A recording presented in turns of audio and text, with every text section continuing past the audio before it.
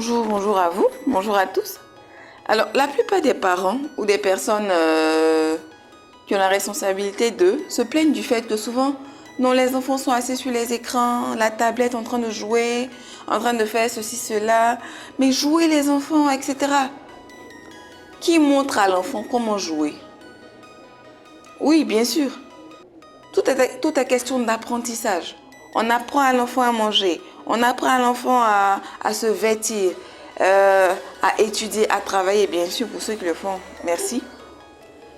Mais il faut apprendre à l'enfant à jouer. Avant, c'était plus facile. Il y a le côté social, l'éducation, la culture qui fait que on est ensemble, on joue ensemble, etc. Mais l'avancée des choses fait que il y a, je dirais, un grandissement de l'individualisme. Et donc, généralement, les parents même n'ont pas fini d'être sur leur téléphone, sur les tablettes, etc. pour que les enfants n'en fassent pas autant. Alors, qui apprend à l'enfant à jouer?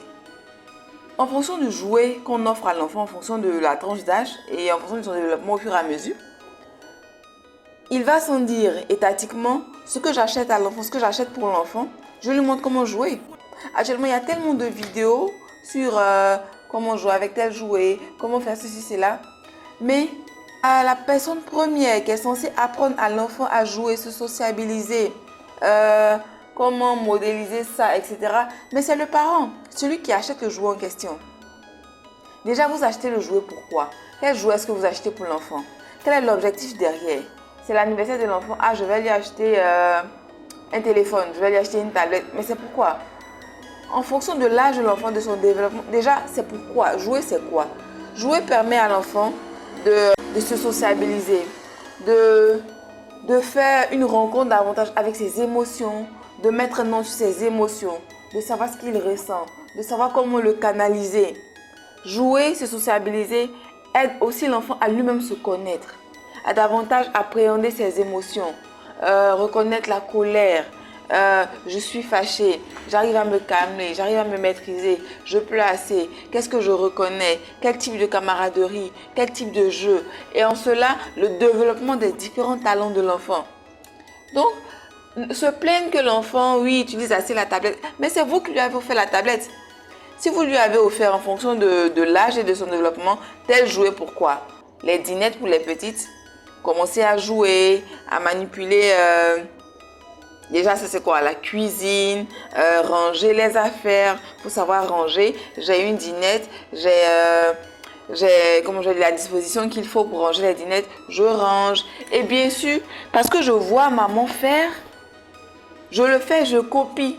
Généralement, les petites filles, elles copient ce qu'elles voient à la cuisine, ce que maman fait. Ou même papa, pourquoi pas.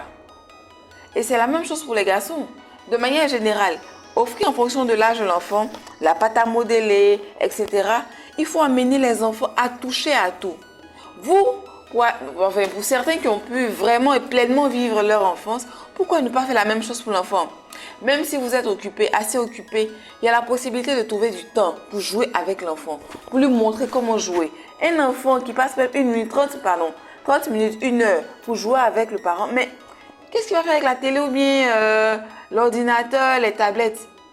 Ce moment de qualité qu'il vit avec le parent qui lui montre comment jouer, il sourit, il rit, il l'encourage.